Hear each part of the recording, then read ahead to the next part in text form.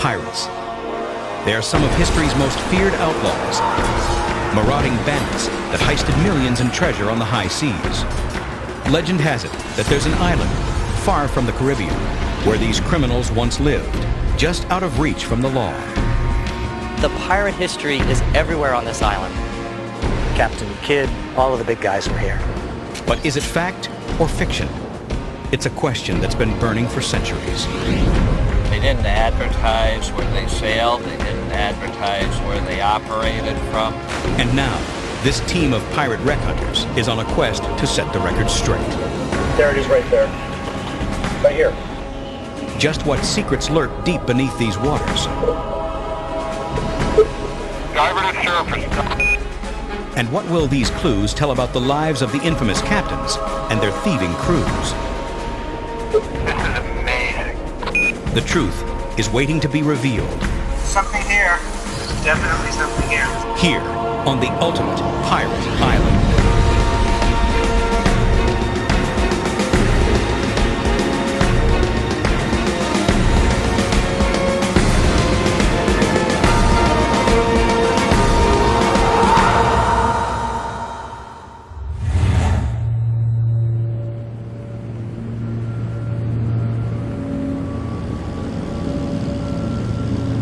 This expedition is a huge opportunity. The more I read about it, the more primary source documents that we find, the more I realize how much is there and how much is unknown.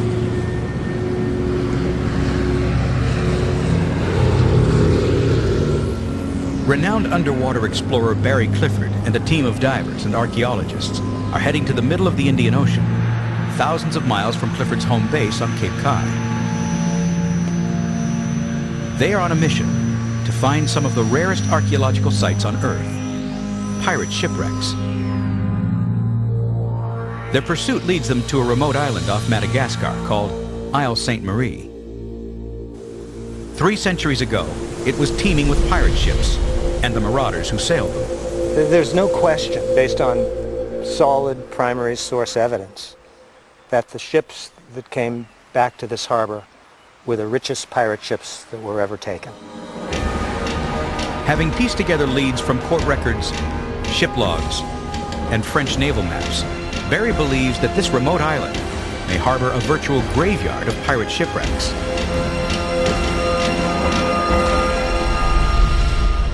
One map, discovered in the French archives, dates back to 1734. It contains markings which indicate the locations of various shipwrecks in the harbor. All the important pirates, all of the big guys were here. Captains like Dirk Shivers, whose crew took more than $50 million in cash from a ship carrying pilgrims returning from Mecca. Or Oliver Labuse, known as the Buzzard, who sailed away with $400 million in diamonds. Or William Condon, who scored $375 million in booty in a single haul. Each one brought the captured ships back to Isle Sainte-Marie. But finding hard evidence of these pirate exploits has eluded researchers for centuries. We only know about them through testimony at court trials or by depositions from their victims. They didn't advertise where they sailed. They didn't advertise where they operated from. So there's very little in the way of actual physical evidence for pirates that can be solidly identified and studied. Of all the thousands of shipwrecks that have been found over the decades, only a handful are suspected to be pirate ships, and only one has been proven definitively to be a pirate vessel, and this one was found in 1984 by Barry Clifford. In the waters off Cape Cod, Barry brought up the bell of the Widow, the galleon of the pirate Black Sam Bellamy, which sank in a storm in 1717. Barry spent nearly 2 decades excavating the wreck and recovering artifacts that were then placed in a museum. In 2000, Barry and his team first came to Sainte-Marie to follow up on the clues he'd found researching the Widow. There they found what they suspected were the remains of several shipwrecks.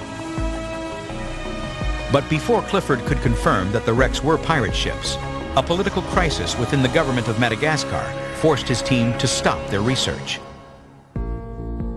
After 10 years of intense negotiations with the Malagasy government, Barry is back to test his theory with the help of his hand-picked team. Each person has a skill, sort of like the Dirty Dozen. This guy's been with me for 25 years, including my son Brandon, who basically grew up on various salvage ships. We've got people who dove with Jacques Cousteau, we've got the former head of the FBI dive team, and you can really rely on them. You know, I've been all over the world with these guys.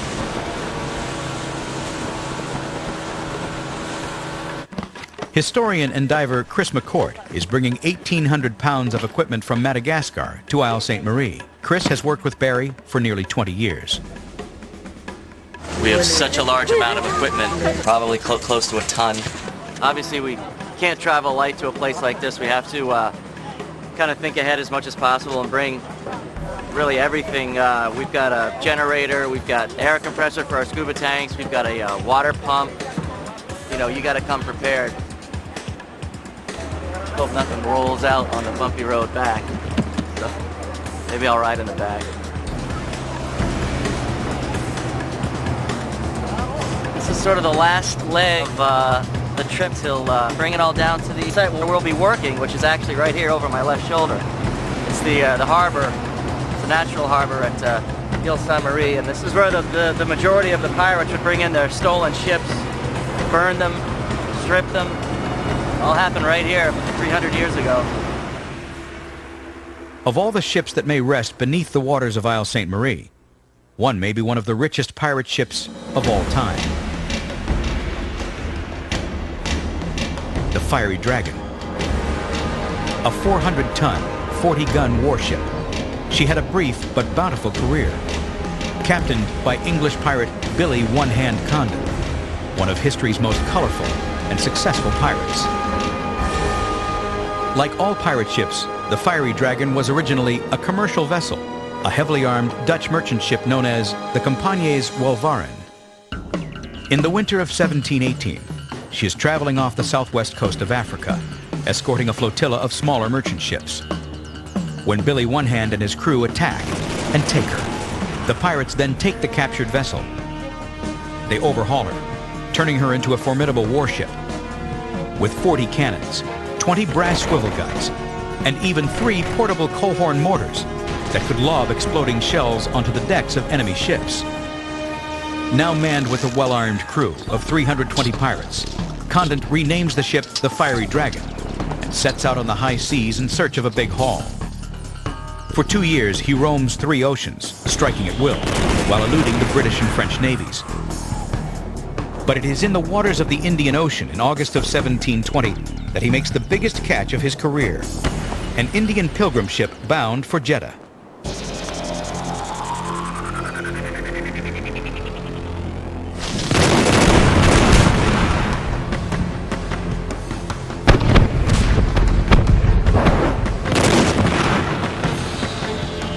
Their score: gold coins, drugs, spices, and silk that today would be worth an estimated $375 million. It is the greatest heist for the captain and crew of the Fiery Dragon. And their last. Condon tells his men he is ready to retire. Pirates who left piracy usually did so because they'd made their fortune. Piracy was a fairly young man's game. Quite a lot of English pirates went over to the French, and it became well known that you could retire if you brought gold with you and promised not to be a criminal. The French government offers Condon a safe haven to retire to, out of reach of British law. But there is one condition. Condon and his crew would have to destroy their ship.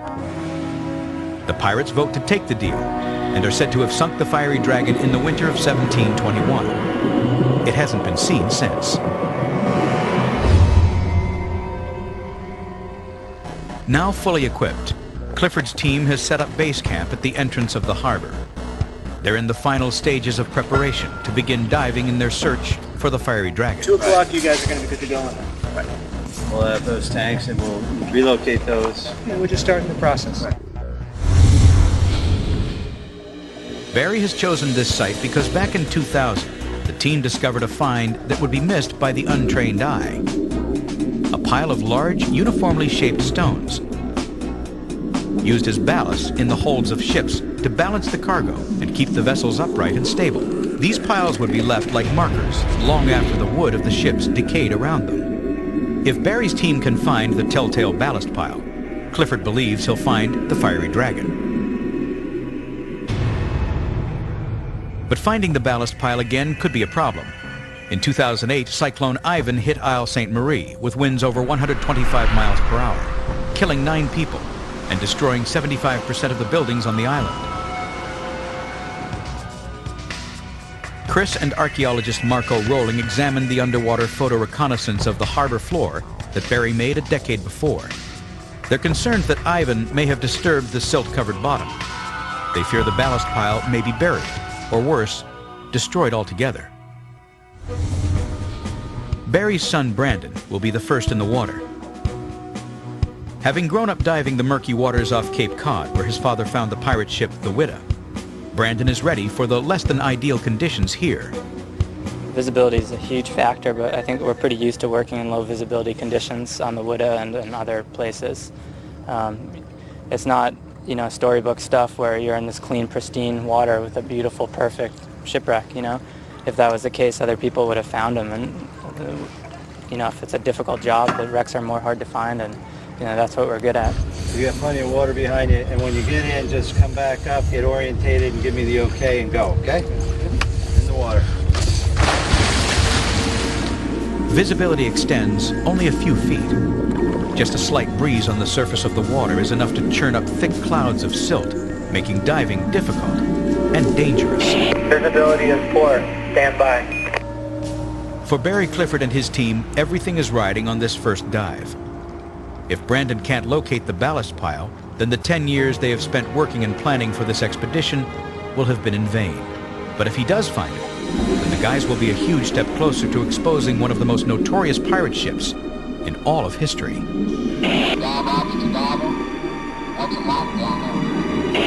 No viz, can't see a thing. Stand by on surface.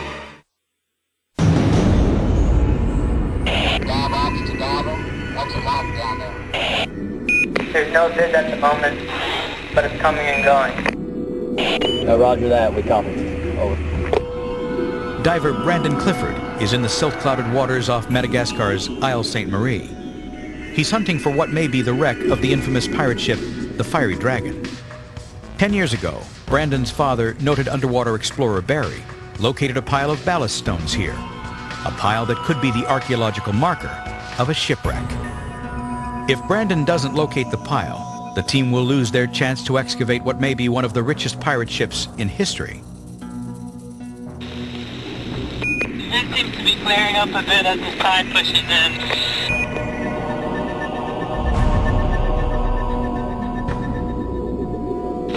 Services to everyone.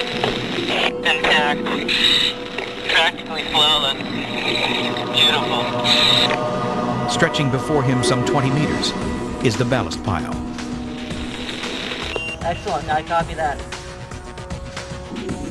As the silt settles, Brandon sees something unexpected among the ballast stones. Dozens of shards of fine porcelain, clues to the ship's cargo, and possibly its identity.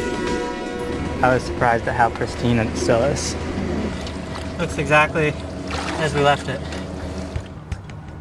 Barry is eager to confirm this is the ballast pile he first glimpsed 10 long years ago. He goes in alone so as to disturb the silt bottom as little as possible. Even by himself, the slightest movement causes the silt to billow up in blinding clouds. Barry has brought a metal detector to help him find objects buried in the silt and mud. Diver to surface, diver to surface. This is amazing. There's just stuff everywhere. The detector has been sounding almost continuously since Barry arrived at the site. Confirmation there is something buried here, deep below the sea floor. And it just may be the Fiery Dragon. Having seen the condition of the pile for himself, Barry can now send out the team to begin surveying the site.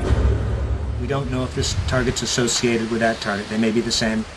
We'll identify the targets, eliminate them one at a time. That's what your team's doing, and then we're going to be setting up grids, getting ready to dig a test pit. The dive team fans out over the wreck site to take pictures, make measurements, and set up marker buoys that will mark off the search area. Barry's team will be looking for identifying clues, construction features that show the ship was Dutch-built, traces of cargo that originated in ports she is known to have visited, weapons said to have been on board, and artifacts that can be dated prior to her sinking. What we hope to do now is to identify the fiery dragon, and by identify I mean we have to be able to take artifacts, material that's datable, that will give our archaeologists evidence to be able to identify that ship, and hopefully to be able to come up with fiery dragon license plate. This isn't pleasure diving in the Caribbean. This is a particular type of diving. This is shipwreck diving, where we're working with very, very fragile, very, very important, priceless artifacts. So there's a way that we have to go about doing things. We can't just go over the whole wreck picking artifacts and digging holes. That's not what archaeology is. That's not how we work. So we started off with a grid. The grid is a 6-foot square made of lightweight plastic tubing. Red plastic line is used to divide the grid into 4 sections. The grid can be moved from one section of the wreck to another as needed. We put it down on the ballast pile, and then we work in that grid so that anything that comes out of a certain section is recorded coming out of that section, so that we know where these artifacts came from, what part of the ship. I mean, down to the inch. With the grid in place at its first location, Barry sends the dive team down to begin hunting and recovering artifacts. Some of the divers will concentrate on the porcelain shards scattered along the surface of the pile. Brandon will start digging along the exterior of the ballast pile. How you making out down there? Yeah, I'm working on a couple targets here.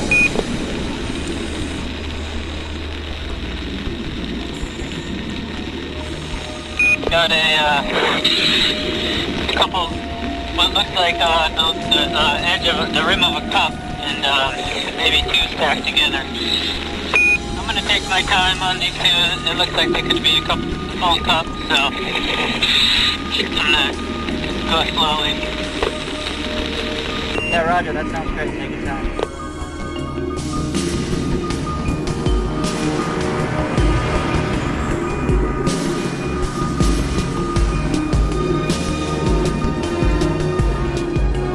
Even in the murky light, the paint on these delicate cups is as bright as if it was painted days, not centuries before.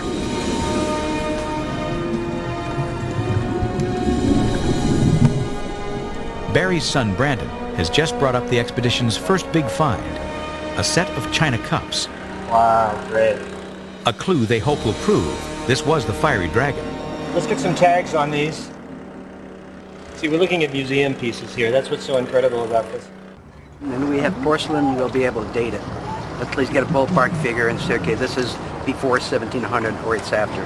John DeBry, head of Florida's Center for Historical Archaeology and an expert in 17th and 18th century artifacts, is the team's lead archaeologist. He will identify and date whatever the team recovers. It's pretty interesting. It's very well done. Got from southern China. And by the foot of the cup, once again, this dictates that it is Kangxi and late Kangxi period, so probably anywhere between 1718 and 1720. Given that the porcelain was made prior to the sinking of the Fiery Dragon in 1721, the team now believes it has tangible evidence that it is on the right wreck in their hunt for the famed pirate ship. And this is where it all happened in the 16th and 17th and 18th century, right here. The pirates used to bring in all of their stolen merchandise, and there's no place in the world like this. So of all the pirates that have ever been in history, in the Indian Ocean, in the China Seas, in the Mediterranean, in the Atlantic, in the Pacific, these were the only ones who ever actually captured great treasure ships. Caribbean piracy was really small scale. None of them ever captured anything anywhere near as valuable. These raiders had learned that the sea routes to the Orient and the Far East offered an ideal hunting ground, and the island of Sainte Marie, a perfect base of operations. Predictable winds, especially during monsoon season, and the traditions that brought pilgrims to Mecca along these sea routes made it easy for the pirates to guess when the richest ships would be on the water.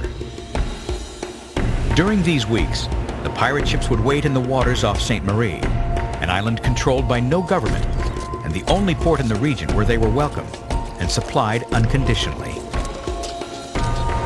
Sooner or later, a vulnerable ship sails into the pirates' ambush, and the captured vessel is diverted back to Isle Sainte Marie. If the ship was in solid shape, pirates would overhaul it, customizing it for their criminal exploits, just as they did with the Fiery Dragon. Pirates would modify captured vessels to make them faster. For example, they might cut down part of the structure of the vessel to make it lighter. They would modify armaments. They would add cannon to the ship to make it more of a fighting vessel. They would clear out the internal walls or bulkheads of the ship to make it easier to move around from cannon to cannon. If the ship was damaged or unseaworthy, pirates would strip it of its valuables and usable parts, like 18th century chop shop criminals, and then sink it to the bottom of the ocean, usually right there in the harbor.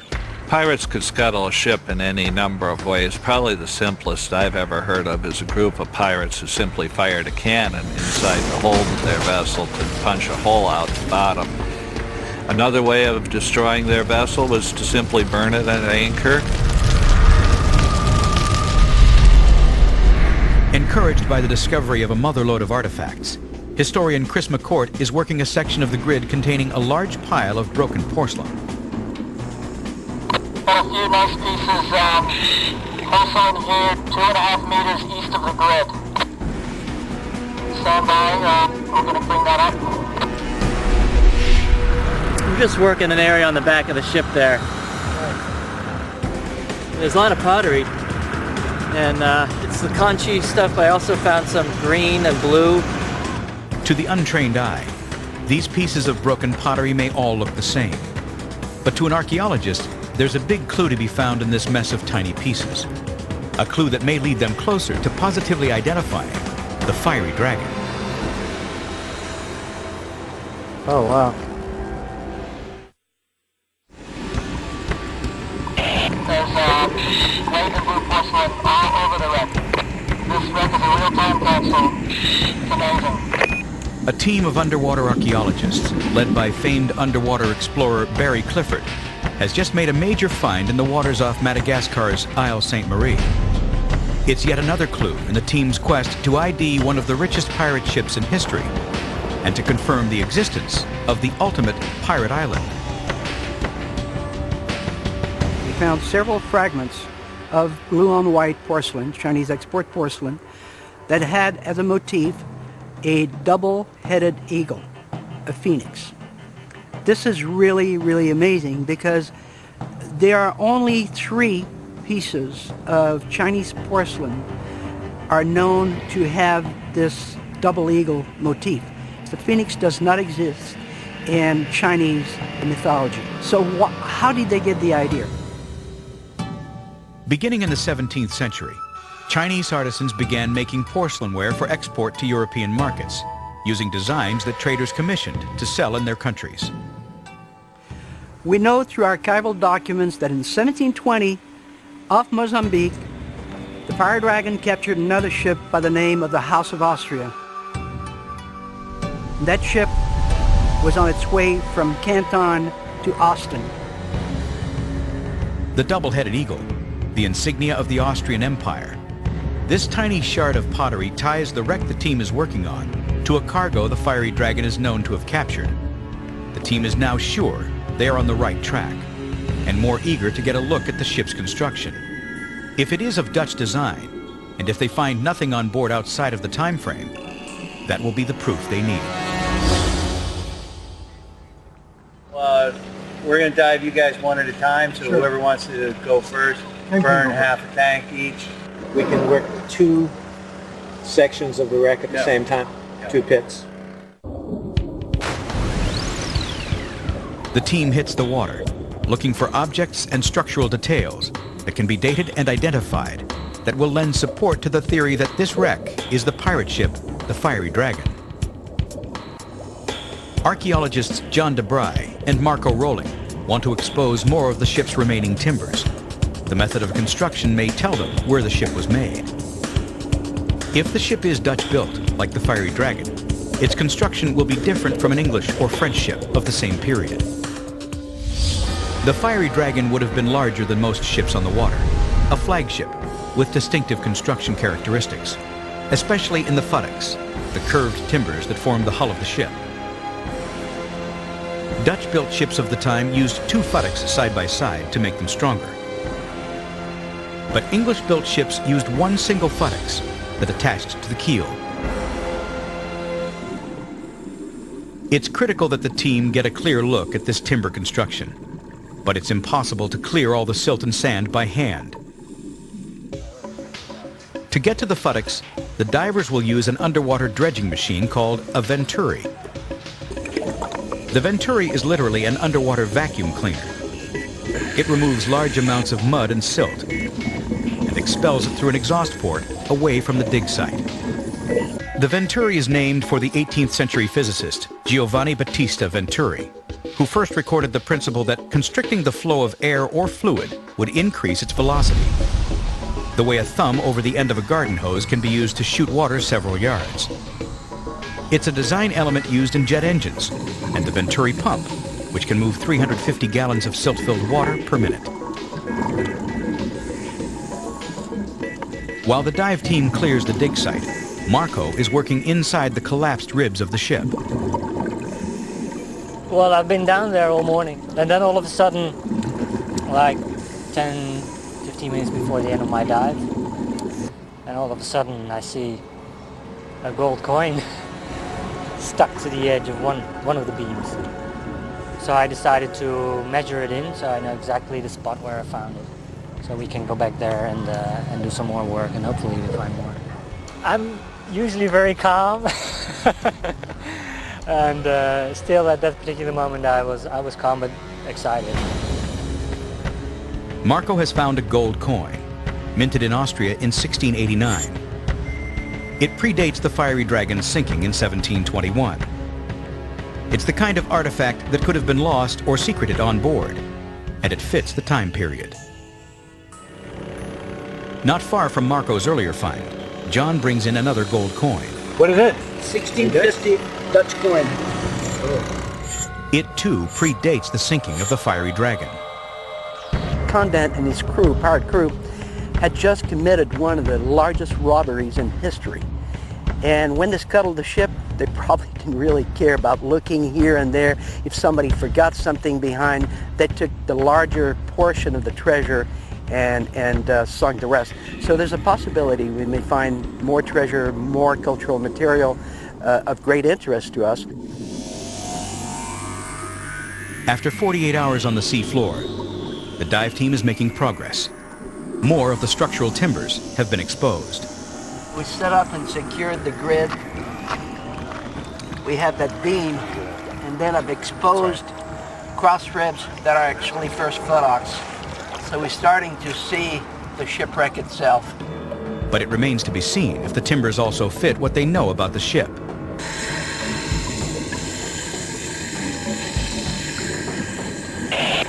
I'm turning on the Venturi now.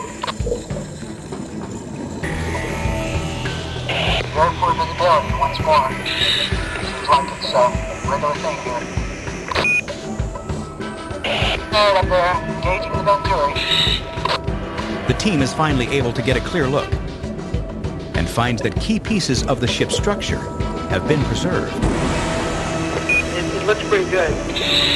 We have some double framing that may indicate that it is a Dutch ship. According to the primary source documents Barry studied, the only Dutch ship sunk in the harbor at Isle Ste. Marie in the late 17th and early 18th centuries was the Fiery Dragon. It's another positive sign for Clifford and his crew, but still not the definitive proof that what they found is a pirate vessel. There's only another half hour to go before dusk, it does not look like they'll find it today. Topside, I need the inventory turned off, please. Repeat, the inventory turned off. Diver Mike Pizio, a former FBI underwater crime scene investigator, is scanning one of the test pits with his metal detector. The detector goes off. Mike zeroes in, and his fingers close on something no bigger than a postage stamp. Topside, I have an object here I can't identify. Topside, I don't know what we've got. Mostly we've got something new in this area. Former FBI diver Mike Pizio, part of the underwater exploration team led by famed pirate wreck hunter Barry Clifford, has just found something odd in the waters off Isle Sainte Marie in Madagascar. Pizio and the team are exploring a wreck they believe is the notorious pirate vessel, the Fiery Dragon. I'm gonna bring it up. Got an X on it. It's metal. Metal detector hit on it. Silver, I think. It's black. You know what that is? It oxidizes black. That's the same kind of gaming token that we found on the Witta. This small piece of lead is a gaming token, very similar to one Barry found on the pirate ship he discovered off the coast of Cape Cod in 1984. Unlike the crews of merchant ships, most pirates were forbidden to gamble for money while on board, for fear that the proximity of gold and treasure might prove too great a temptation for losing gamblers who wanted to stay in the game. The tokens could be used to represent monies the pirates would be paid once they were on land, and were based on their own system of symbols. I saw it just flicker a little bit. I saw the X on it. Excellent. Very, very good. This is one of our best finds today. It just fits perfectly with other artifacts from the Witta, which are the only other identifiable gambling tokens ever found on a pirate ship that I'm aware of. Very cool. Fairly nice pieces. The expedition is building momentum. Divers are digging deeper into the wreck site and uncovering large quantities of artifacts. Given that these pieces are hundreds of years old, each needs to be quickly and carefully handled at base camp. It's critical that the artifacts be gradually acclimated and not be allowed to dry out too quickly. Otherwise, pottery might crack. Metals could corrode. Every artifact from the wreck site is carefully sorted, cataloged, and photographed. Bits of metal, shards of pottery and glass, organic material to be identified. To the expert archaeologist and the crew, the picture is becoming clear. Dozens of artifacts have been brought up, and the design of the pottery, the dates on the coins, all are the right period. The design of the ship is Dutch, and the gaming pieces, something specific to pirates. With the circumstantial evidence piling up, the team is now confident of the ID. You know, people get convicted of crimes thanks to circumstantial evidence.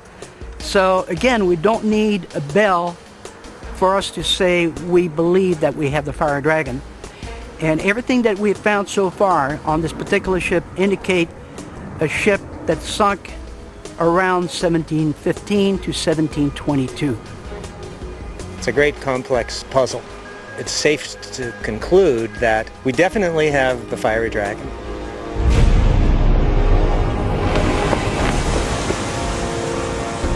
While Clifford's conclusion that his team has found the Fiery Dragon is groundbreaking, Clifford believes it is just a scratch on the surface of the hidden pirate culture to be unearthed here at Isle Sainte Marie. In fact, 10 years ago, when Barry was last here, he found what he believes were a number of signs, both in the bay and on land, that this is the ultimate pirate island.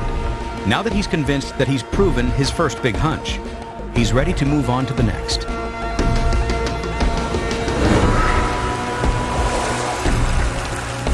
Halfway through their allotted time, on the 15th day of the expedition, the team splits up to explore two new targets, one underwater, the other on land.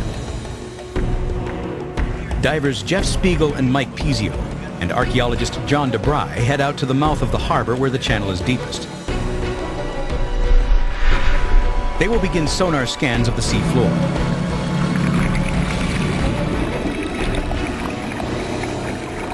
Their target, two large pirate ships that archival documents claim were deliberately sunk in this part of the harbor in 1699 as part of a pirate battle strategy. Barry is convinced there will be large ballast piles at the bottom of the channel. the rock pile he's been talking about. It should be up here. The team will methodically cover the harbor in an overlapping grid pattern. The divers refer to it as mowing the lawn. Yeah, we just did the seawall, and now we're just mowing the lawn. They will be recording GPS coordinates on any objects the sonar picks up. Well, I got something on here that I like. Yeah, I like that too. So there could be some wreckage right along here. It marked. We've now recorded that waypoint. It's giving us the exact GPS positions. And we've got saved in the memory this photograph. We can pull back up again. All right, we're going again. While Jeff, Mike, and John conduct the scan, Barry will head up the exploration of a small islet in the center of the harbor.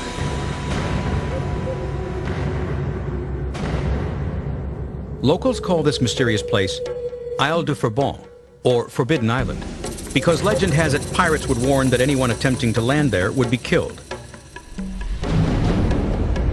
Legend also has it that a trader named Adam Baldridge buried a great treasure here. 10 years ago, when Barry first explored the island, he found several pits or shafts dug into the earth, which he believes may lead down to tunnels. Tunnels that could have been dug by pirates 300 years ago. Now, with a team of geologists and updated equipment, he'll see what really lies below the surface. One of the things that we're going to do as on part of this expedition is investigate the island. We're going to use land-penetrating radar and see what Adam Baldridge may have left behind. Pirate shipwreck expert Barry Clifford and a team of geologists are halfway around the world, off the coast of Madagascar, in the harbor of Isle Sainte-Marie. They are paddling to a small islet in the center of the harbor, known to the locals as Forbidden Island, where the so-called King of Pirate Island, Adam Baldridge, is said to have established an outpost and made a fortune trading with the local pirates. Adam Baldridge was working with a trader in New York named Phillips, and he was supplying Sainte Marie with goods from his ships out of New York City. In 1690, Baldridge paid the Malagasy natives to build a fort here and stocked it with European goods to be sold to the pirates. Baldridge uses his New York connections to fence their stolen goods, including slaves. A surviving letter between Baldridge and his trading partner, Frederick Phillips, includes an inventory of one such exchange. Phillips's boat arrives at Isle Sainte-Marie with salt, gunpowder, weapons, liquor, hats, shoes, combs, clothing, and tobacco. For the return voyage, she is loaded with 34 slaves, 24 head of cattle, and 1,100 pieces of bait. This guy was making a fortune selling things like rum and probably sugar and all kinds of clothing, sails, materials, anything that the pirates might need. He would charge over 100%, because it's the same thing today here. You just can't get stuff out here very easily. One of the first things that Baldridge trades for are 22 big guns, cannons the pirates had seized from other ships to make his fortress impenetrable. An armed camp where even pirates would be safe. In this well-protected paradise, the pirates are able to relax and enjoy the tropical delights. But it does not last long. Baldridge did very well until 1697. Baldridge's hold on the island ends abruptly after he lures some of the Malagasy natives onto a passing merchant ship and sells them as slaves to the French colonists on nearby Reunion Island. They didn't like it when he started taking their own cousins and kinsmen. So they rioted and burned down his fort and would have killed him, except he happened to be away at the time on the mainland of Madagascar. Hearing what was going on, Baldridge beat a hasty retreat back to North America, losing his kingdom, but saving his life.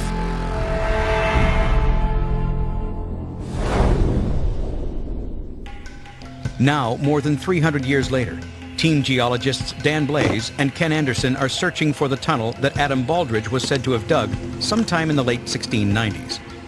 They will begin their search at the highest point of the island. We use an imaging technique called ground penetrating radar. It sends electromagnetic radar pulses into the ground And if you have a tunnel, as you move the equipment across from hard soil into an air pocket, you actually see a reflection of that less dense soil in the middle of the tunnel. And then you pass to the other side and it gets more dense. And that's how you find the boundary levels of the tunnel. The GPR equipment is also used for the identification of subsurface utilities. That's one of the most common uses of it.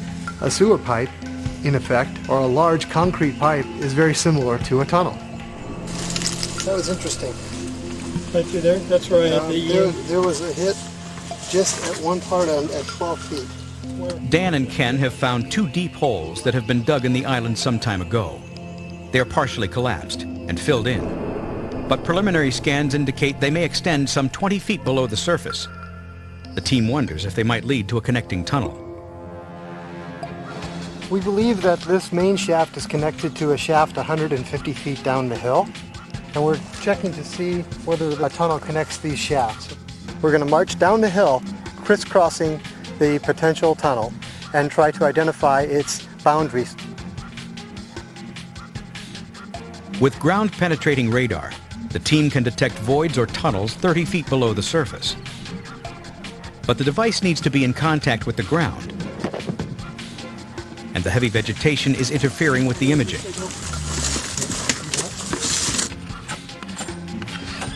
I'm sharpening the machete so I can cut the trail. We have to get bare earth and a good 18 by 18 inch trail to run our ground penetrating radar. The theory that Baldridge created a system of tunnels as part of his fortress may be supported by the connection between the pirates and their pre-criminal careers. According to historical sources, many pirates were former miners, others former soldiers. 2 professions where a knowledge of precision digs was a must. For soldiers, hand-dug tunnels were a basic element of the 17th century siege tactics, while miners of the time could drive shafts of 200 feet or more using nothing but manpower and explosives, 2 commodities the pirates have in excess. Let's make one more pass and let's go back the other way. Alrighty. It will take Ken and Dan 4 days to sweep a 160,000 square foot area. But if they find what they're looking for, it will confirm the stories that have circulated for centuries about the existence of Adam Baldridge's fortress. And more importantly to Barry, proof that this may be the ultimate pirate island. Dan is looking for a particular shape to show up on his radar screen. A hyperbola, or bell shape, that indicates there is an air pocket underground. Depending on how strong the signal is, he may only get a series of ovals. But that would be enough evidence to warrant further investigation. It looks like a strong signal at about 10 feet. That actually looks very promising. Not the nice hyperbola that I expected to find, but I definitely see the image of a void. Keep going, Ken. I'll tell you when I get to the other side of what that... After several more passes, Dan gets a reading 10 feet below them. Here is where I had a signal that might have been about 6 to 7 feet wide there. Let's go back over this one more time. I'd like to validate both runs. The team zeroes in on an area where ground-penetrating radar shows signs of what may be underground construction. We'll need to confirm on another pass.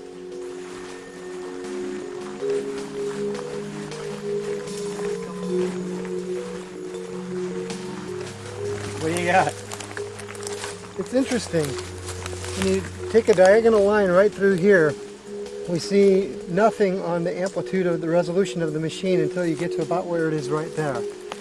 If we dissect and transect perpendicular to the line between these 2 shafts, we should be able to identify conclusively whether or not we believe there is a tunnel that connects these 2 shafts. Are you seeing hints of that now? I am. In 4 of the last 6 scans that we have done, we've actually seen an anomalous reading right in a linear line here. The geologists will use another detector, the electromagnetic profiler, to verify what the ground-penetrating radar seems to be picking up. The profiler can also detect any metallic objects below the ground. 600, 603, 1400, 1700, 2500, that's a big signal. The geological team will finish their scans and take the data back to base camp for further analysis. Using special computer software, they will be able to analyze all their readings and verify what, if anything, exists underground. While Dan and Ken search underground for signs of Adam Baldrich's pirate fortress, Barry Clifford scans the surface. For Clifford, this hunt for pirate activity has been a lifelong pursuit. Growing up on Cape Cod, I would walk the beaches in a place called Wings Island, and there was all sorts of rumors about buried pirate treasure, and I would go like this by myself and look for things. I made my mind up many years ago that if you're doing it for money, you're doing it for the wrong reason. There's something here. There's definitely something here. There's a marking on this rock. Check this out. There's an X on it, and there's right angles. I'm not kidding. Barry Clifford and a team of geologists are looking for evidence of pirates on a small islet in the harbor of Isle Sainte-Marie, just off the coast of Madagascar. Barry has just found something odd in this place that the locals call Forbidden Island. Water on it. I did see what looked like an X. Look here. Yeah, it almost looks like it is a square with an X right through it. Yeah. There's too many, it's not coincidence. No, that does not look coincidental. That looks very clear. Mother Nature doesn't draw like that. Symbols and codes were an important part of pirate life and played a key role in the life and death of one of the most famous pirates known to frequent Isle Sainte-Marie. One of the more intriguing pirates of the 18th century was Oliver Levasseur, aka La Bouze, meaning the vulture. So far as we know, he started in the trade around 1715. La Bouze, after operating on the coast of West Africa and Brazil, went out to the Indian Ocean and made the second richest capture in recorded pirate history. The legend begins in 1721, in one of the boldest pirate exploits ever. La Bouze and his men build a new ship and capture the Portuguese galleon Our Lady of the Cape. She's carrying a fortune in gold and silver bars, jewels, and costly religious objects, including a gold cross inlaid with diamonds and rubies, so heavy it took 3 men to carry it. It's a haul that today would be worth $400 million. The pirates are so dazzled by the hoard that they decide not to rob the passengers on board, something nearly unheard of, and they reward La Bouze's leadership by voting him a larger share of the treasure, a prize alone worth tens of millions, some of which La Bouze eventually spent to buy himself a pardon. La Bouze continued on as a pirate for a time. He reportedly took the king's pardon, thought he was safe. But that changes in July of 1730, when an emissary from a merchant ship rows onto the island to ask La Bouze for help traversing the island harbor. He was lured on board a French merchant ship, who promptly took him prisoner, and after a very short trial, he was sentenced to death.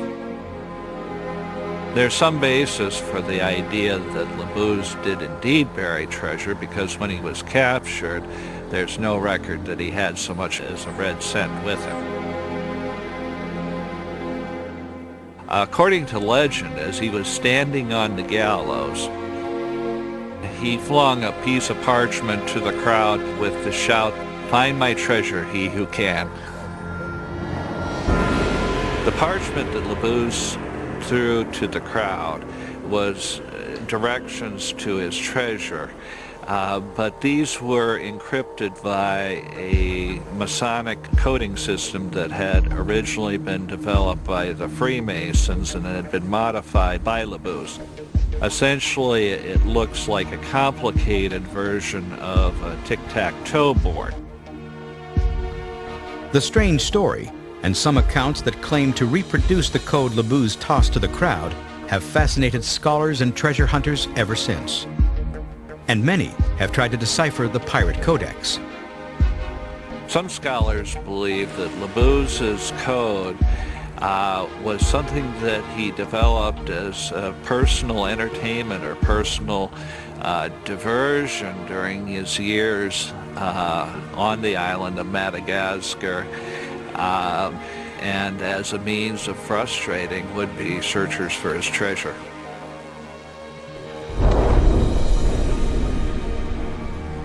Whether or not Labuse was playing a joke on future treasure hunters, Forbidden Island is full of mysteries. Barry has discovered another set of strange markings on the rock. 2 parallel lines with 2 diamond shapes in between them. There's no other large rock like this. Now, you would think this definitely they would use this to mark on. Pirates in general employed symbols in order to communicate messages. It's important to remember that they were multinational in composition. You had not only British, but also French, Dutch, Swedes. Aside from being multinational, many of the crew members, not all, but many of them were only marginally literate. Ken has analyzed some of the symbols Barry and his team found on Forbidden Island. Now, on this inscribed stone, we clearly see 2 diamonds, as well as a square with an X in the center of it. I believe that the 2 diamonds are very important because in the 17th and 18th centuries, these were symbols that were used in map making to depict fortifications or blockhouses, things of that nature. And so I believe that this stone may be in effect a surveyor's stone. The 2 fortification marks represent the relationship of the 2 forts from a common point, and that the lines inscribed in the stone may give us clues as to where we might be able to find other archaeological features on the island. I'm going to do just a quadrature. Geologists Dan Blaze and Ken Anderson have been analyzing the data from both the ground-penetrating radar and the electromagnetic profiler. 2 of the radar frequencies in particular have picked up data on what lies below the surface of what is believed to be the home of Adam Baldridge's pirate fortress. Wow, look at that. I wasn't expecting that, Dan. Oh, yeah. We actually see a linear feature. I can see it in the 2000 and the 7000. Yeah, I totally wasn't expecting that. I was pessimistic, but there is definitely a linear feature, but it doesn't look like it's continuous. There might be some collapse or something, but there's very strong signal. It's very consistent with the possibility of a partially collapsed tunnel. Well, let me see if I can find the evidence to support definitely could be. Any voids or spaces under the soil will create a hyperbola or bump in the screen's readout. Look at this. Oh, look at that color. It definitely shows the hyperbola consistent with a feature that may be a void or a tunnel. Yeah. This may be the exact feature we're looking for on Forbidden Island. After careful analysis, Ken and Dan are ready to share their findings with Barry. We found something extremely exciting. We found a linear relationship of low conductivity soils relative to their surrounding soils in the area directly from the upper shaft to the lower shaft. Indicating a void. Indicating a possible void in a linear shape down between those 2 shafts. Ken and Dan believe that their data supports the likelihood of a tunnel system on Forbidden Island. We were skeptical at first, specifically because the field indications were sporadic. I got indications that there were areas of lower conductivity in a linear fashion, but because we were not seeing them in every scan, I had my reservations. When we processed the data through the software and coupled with the electromagnetic survey, it was very clear that the tunnel existed. It appears that several areas of the tunnel are open. Several areas appear to be collapsed. But I can conclusively say that areas that are open appear to be approximately 5 feet wide, exist somewhere between 9 and 12 feet. And you can clearly see that area of the purple areas are in a linear fashion down the length of that. I mean, that's man-made. It is data that would be uncharacteristic of the rest of the area. Yeah. While Barry and the geologists have had some luck on Forbidden Island, the team scanning the harbor have spent several days mowing the lawn, carefully scanning the sea floor in an overlapping grid pattern. So far, the wrecks mentioned in the archival documents and the maps Barry found in his research have eluded them. I remember though, I was going right along the wharf. You could see those, Well, you're along the wharf and we got it on the left bank. right. So I'm thinking, Go back over, go close to the wharf, but we're running off the left bank. all right, I got it. Get a little closer. Go out of time. Is that any better? I mean, what's the depth? You want 27? 27? I don't like this. I'm going to go to the full size scan because it's not giving me anymore. We better hurry, it's coming up. Well, the screens change. There it is right there. Right here. It is? Up there. Okay, here we go.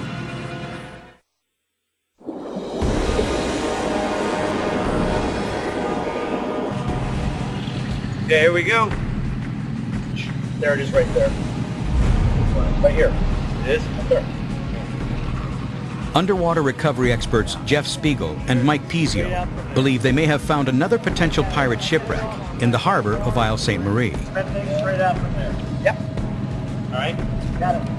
Throw the anchor. Spiegel and Pizio are part of an expedition to prove that 17th century pirates once made this tiny island off the coast of Madagascar their criminal command center.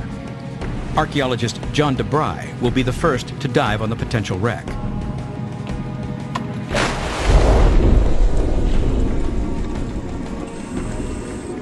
"30 feet below the water, a ballast pile.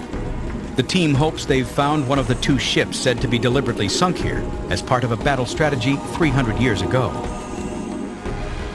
Unlike the location of the Fiery Dragon site, which is close to shore, this wreck is in a unique spot at the very mouth of the harbor. In the pirates' day, before a causeway was built, this was the only place deep enough for seagoing ships to enter the harbor.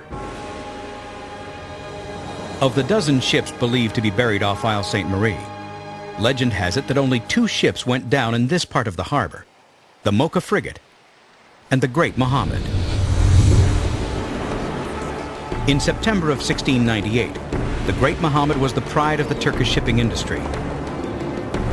At 130 feet long and 45 feet wide, she was a floating city, carrying 600 passengers back from a pilgrimage to Mecca.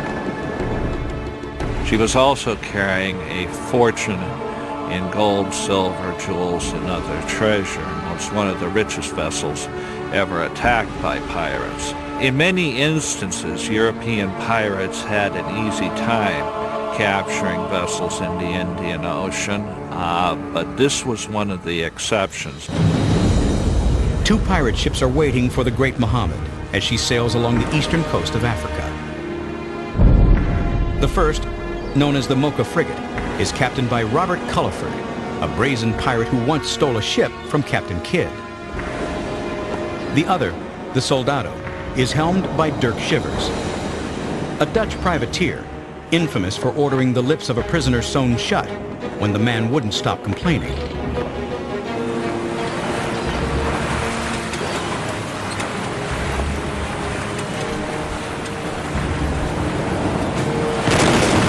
By all accounts, an extraordinarily violent battle that lasted a considerable length of time, several hours, and in the course of it, over 20 pirates were killed and several hundred Muslim passengers.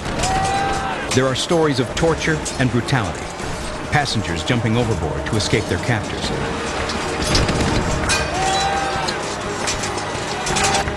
The pirates seize a king's ransom in gold, worth roughly $350 million in today's dollars. But for the Soldado's Captain Shivers, the bonus prize is a new ship. Shivers transfers his cannons and spoils to the Great Mohammed. And together, those 2 vessels, the Great Mohammed and the Mocha, returned to St. Marie. Enraged by the theft of the Great Mohammed and stories of the brutality of the raid, the powerful Indian moguls who lost millions in gold demand that their British trading partners reimburse them for the loss. They claim the British must be in league with the pirates to have let this happen. The British government finally realized the threat that they posed to not only English shipping but to shipping worldwide, and they turned the Royal Navy loose on these pirates. In 1699, in a move to reassure their trading partners, King William sends 4 British men-of-war to Isle Ste. Marie. The British were coming in to root out the pirates. Pirates got word of this. So they immediately put 2 vessels, the Great Mohammed and the Mocha frigate. They sunk those vessels across the channel, blocking the channel to keep the British from coming into the inner harbor. The pirates' plan works. The British return empty-handed. There are no captured pirates to placate the Indian government.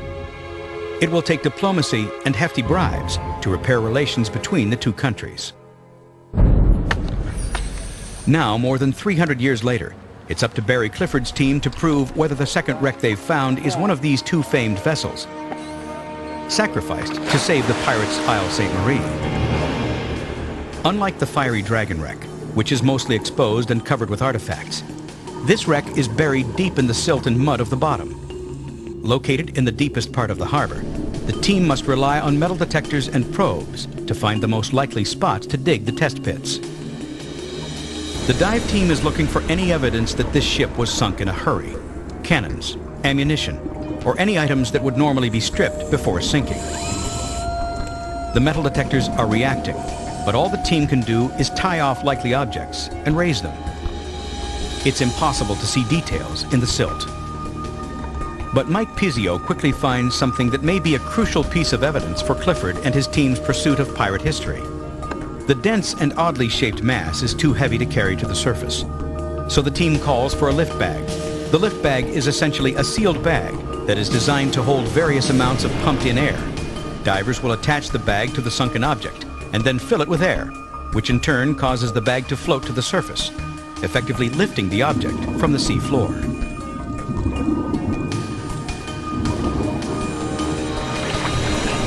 That's pretty cool, though. Barry is quick to identify the object. It's exactly the kind of artifact he's been hoping to find here. It's probably close to 20 cannonballs in that concretion. You can see each of the cannonballs here. 1, 2, 3, 4, 5, 6, 7, 8, 9, 10, 11, 12. Over decades, iron objects corrode and oxidize in seawater. As the molecules break apart, they bind to surrounding sediment made up of rust, shells, marine organisms, and calcium carbonate to form a concrete-like substance. This mix has fused the cannonballs together. After several hundred years, little of the metal may be left. But the concretion has made a cast of the original object, allowing the team to make the identification. The pirates weren't leaving cannonballs behind on the ship on purpose. This is more evidence that we need to prove our case. Yeah, There's a lot more where that came from, Mike? Oh, certain. Yeah, there's just metal detector hits all over of stuff that size and larger. One of the chief weapons of the pirates, of course, were cannon, and they'd employ different types of shot for different purposes. For example, round shot would be fired toward the waterline of an opposing vessel in order to sink it. Chain shot or bar shot would be fired toward the rigging of a vessel they were chasing in order to slow it down. Obviously, if you're a pirate, you don't want to go sinking the vessel you're trying to rob, so most of the time pirates would use anti-personnel shots such as bags of musket balls.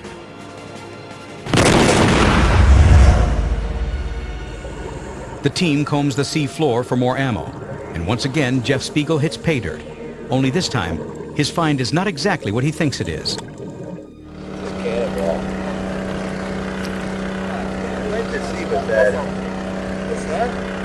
This is a hand grenade. It's not as heavy as a cannonball, and this would be the fuse. Also, it smells like gunpowder. I've seen a lot of these, but also very dangerous to light because it has a wooden fuse, and there's really no guarantee when it's going to go off. So the idea to get rid of it as quick as you could. These were hollow iron spears packed with gunpowder in most instances with a wick. You would use that when you were boarding another vessel, either to throw it onto the decks to disorganize the opposition, or if the opposing crew barricaded itself below decks, you'd pry up some of the deck planking and drop in these grenades. Pirates made them of different types too. Not only were they made of gunpowder, but they were filled with a noxious compound and would act as a smoke grenade. They also had incendiary grenades. You know, some of these weapons were really sophisticated for the 18th century. To Barry, the number of cannonballs and the presence of hand grenades are clues that the ship was scuttled quickly, since pirates wouldn't willingly dump weaponry. You wouldn't have time to unload the 40 or 50 cannons that were on board, you know, the Great Mohammed, if you were worried about the British coming in and, you know, capturing you. That, along with the wreck's location in the harbor, should narrow its identity to one of two vessels. This is the careening spot. This is where they could drive their ships, as you know, right up on the gentle slope and safely work on them. The Mohammed, the Great Mohammed, and the Mocha were sunk across the bottleneck to prevent the British from coming into the harbor, which is here. Right. I'm convinced that we found both of those ships. Which one is which is the question. See that? It's really nice down there right now. There's no wind, and that's what's our visibility factor is definitely the wind. Until now, the second dive site has been cloaked in a cloud of silt, and the divers could only guess at what lay beneath them. It's clearing up. As Jeff returns to the second wreck, the increased visibility reveals an unexpected discovery. Hey, this is weird. I think I've got something down here. There's another ship down here.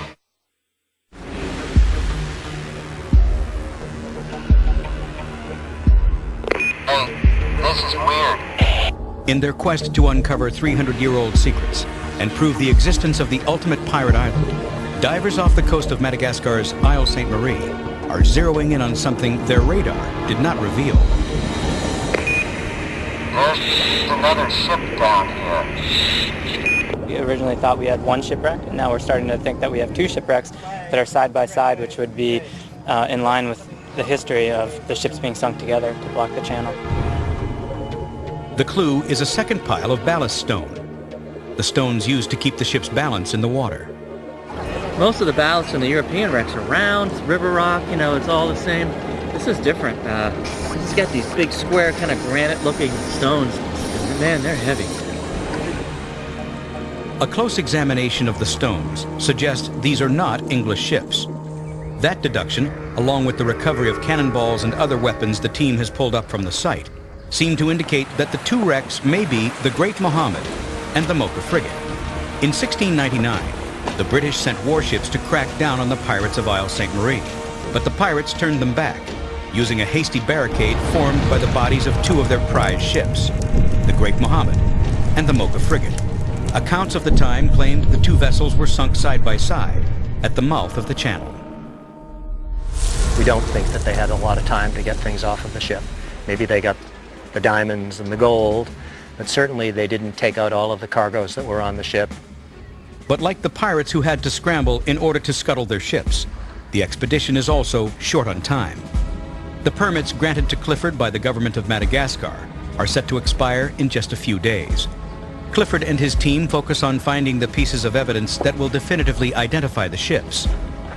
FBI specialist Mike Pizio is sent in to try to make the case. He is looking for artifacts of value, weapons, ammunition, anything that suggests the ship was sunk in a hurry, along with any objects that can be dated to the timeline of the sinking. I'm an FBI special agent. As part of my duties as an agent, I was on the FBI's Underwater Search and Evidence Response Team. We're tasked with recovering evidence underwater, submerged evidence.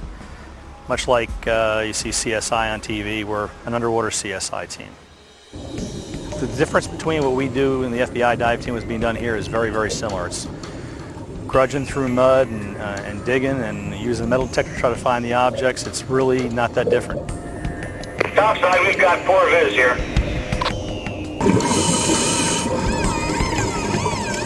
Topside, It sounds like we've got something new in this area. It's big. It's a big black concretion.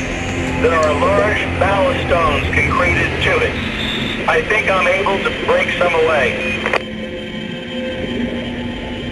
At some point in time, are we going to be able to extract this, to be able to, to measure it in and excavate and take it out, or is it too big?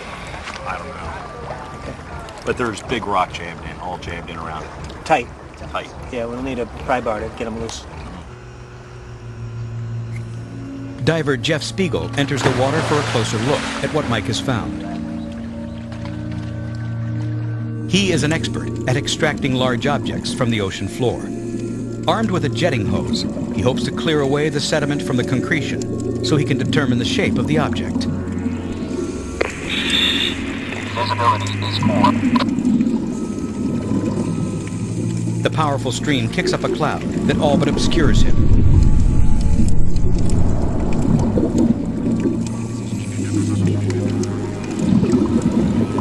He is able to clear away just enough mud and silt to get a clear picture of the object. I think we have a cannon here. We just uncovered the muzzle end. Well, it's a good-sized gun. How good size? Well, it's got to be 7 feet. How big? Six. Well, the backside of it. Well, it's to be fair, there's this concretion right on the backside of it. Some shells and some rock. And then I cleaned out all around the back. And then I cleaned off the whole gun and around the sides. But we'll have to see what it looks like in the morning. Good job. Try to ID that wreck. Yes, sir. Cannons were very valuable to pirates, especially the big cannon. They wouldn't just leave them there. They would bring them ashore and use them. If Clifford and his team can raise the cannon, it will be a break in their quest to ID the ship. But before they can even attempt to lift it off the sea floor, they'll have to clear away some 300 years of silt, mud, and rock. And every time we dive, there's a little more of it revealed than what was previously, so each time we go in, we see a little more than the last dive. It's a tedious but necessary process, but one that unexpectedly reveals a stunning find. Topside, I just found a complete bottle down here. I'm coming up. Right, got it right out of the base of the cannon. Wow. Good work. Very nice. Wow, that's what it's all about right there. Good job. I think it's full of rum. I think we'll be drinking rum tonight. Very cool. The bottle that Jeff Spiegel found is really an interesting find because it is diagnostic. It was made in England between 1675 and 1700, 1700 being the terminal date. This is really interesting because the Great Mahomet as well as the Mocha frigate were sunk purposely to block the channel in 1699. The bottle fits the timeline and the story of the sudden sinking. The bottle would have been filled with rum, and no pirate would have scuttled such a valuable object, except in an emergency. The evidence is mounting that these two ships were sunk impulsively as part of a desperate defense plan. The team now hopes to raise and date the cannon as a final confirmation. Well, we're going to go out with a lift bag and try and get that cannon out of its current position. Lift it up, bring it over here, and hopefully pull it out just to ID it. The team will place straps on the cannon to secure it. Then they will attach the straps to a lift bag capable of lifting 2,000 pounds.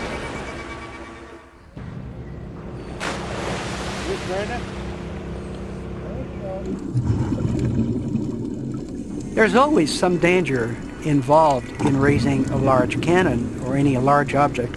You have divers that are around the cannon that sometimes have to go under to put some straps, to adjust straps, and it's always a possibility that one of the lift bags may burst or break, or one of the straps, and that could fall on one of the divers and injure him or even kill him.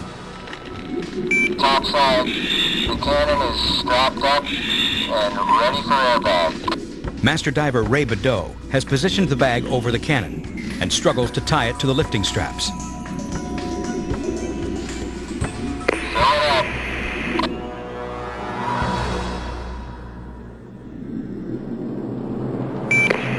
Hey, keep filling the airbag.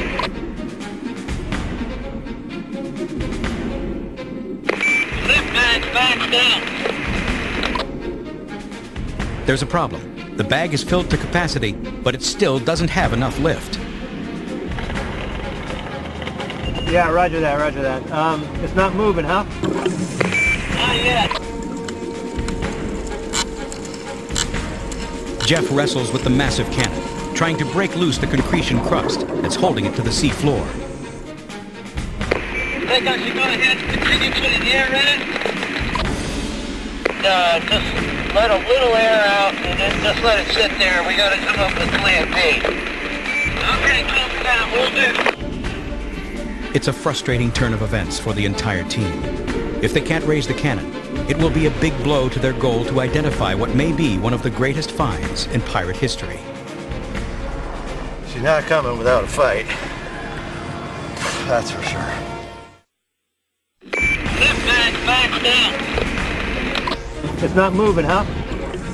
Not yet. After days of unearthing scores of artifacts, famed pirate wreck hunter Barry Clifford and his team are on the verge of raising a significant clue. One that could cement Clifford's theory that this island off the coast of Madagascar may be the ultimate pirate island. It's a cannon, and it's not rising to the surface without a fight. Think I should go ahead and continue putting the air in it? Just let a little air out and then just let it sit there. We gotta come up with plan B. Hey, what about that little red lift bag? That's how we do it. Unable to raise the 2,000-pound weapon with just one inflatable lift bag, the team rigs the cannon with another set of straps and a second bag. We need more air.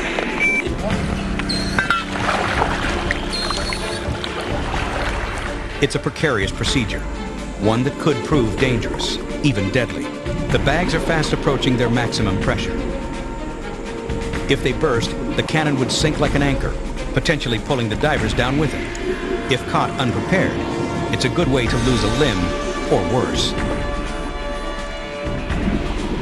Divers Jeff and Ray attach 2 more smaller lift bags to the cannon. These are the last bags in the team's arsenal. Yeah, she's free from the bottom. Well, I don't have a There we go. That's how you raise a cannon.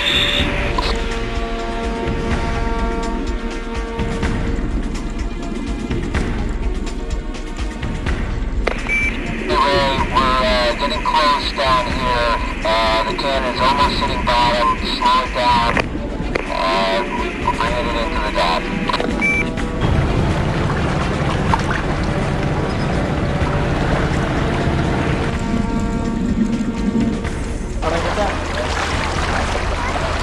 Alright, let's start bringing it in slowly.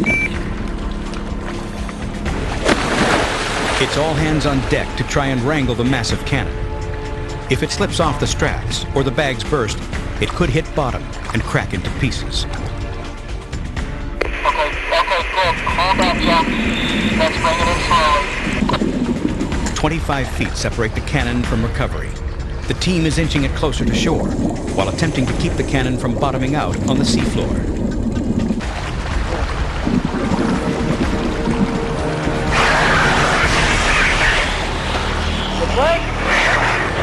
Unable to withstand the massive amount of pressure, a valve on the main lift bag bursts. The cannon is dropping to the harbor floor. Make sure nobody's under. Jeff tries to stop the bag from losing any more air, but it can't carry the weight of the cannon to the top any longer. And the team does not have a backup. The 2,000-pound gun is barely afloat.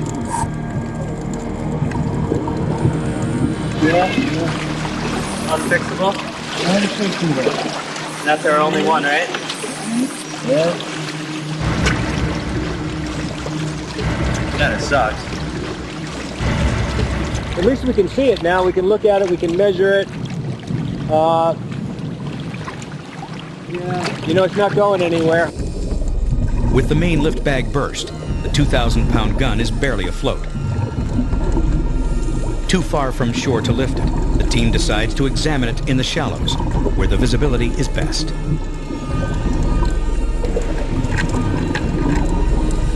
Ray carefully begins to remove some concretions and pottery shards that have adhered to the cannon.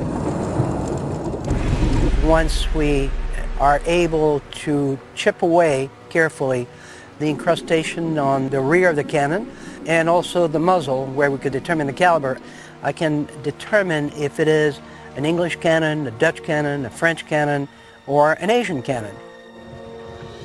The team sorts through the debris found fused to the cannon. It provides another clue: Ming porcelain, specifically a style that was popular in the mid-17th century. While the porcelain fits the timeline for the dual sinking of the Mocha frigate and the Great Mohammed, archaeologist John DeBry notices another clue while examining the cannon itself. One thing that I'd noticed was that the trunnions, the two protrusions on either side of the gun that are there for supporting the gun on a carriage, were closer to the lower aspect of the gun. And the lower the trunnions, the older the gun is. And where those trunnions were positioned suggest a second half of the 17th century. For now, the team will leave the cannon on the harbor floor, where it will rest under the watchful eyes of local authorities until they return. But they've seen enough to draw their conclusions. As there's nothing else in the channel, we've done 2 different side scan surveys of the channel now. It's my opinion that we have the Mocha and the Great Mohammed. Yeah, that makes sense. We know that they sunk them in a hurry to prevent British from coming into the harbor. And side by side. And side by side. And that's exactly where we found them. There is no struggle here to find pirate history. It's here. The pirate history is everywhere on this island. What is exciting about this find is that all the artifacts that we have found, located or brought up, were pre-1700, all 17th century, and absolutely diagnostic. There hasn't been any more shipwrecks that could be identified as pirate ships because they just didn't have enough diagnostic artifacts to be able to say that. Now we are in St. Marie Island. We found 2 ships that are most likely pirate ships, and possibly more. So this place is absolutely incredible. We'll be back, and what we've discovered to date is just the tip of the iceberg. These things take a long time, and it's a multi-year project. Barry and his team have finally brought back proof of the elusive pirates who were lost to legend for 300 years. Reviled and romanticized in fiction, the objects and artifacts they left behind make real the bandits who were once kings of an actual pirate island. And they seem to have captured everyone's imagination. I mean, they were outlaws, you know, cutthroats, villains. They definitely have captured the romanticism of the period. And, you know, why? Maybe it was because they stepped to the other side and dared to be free.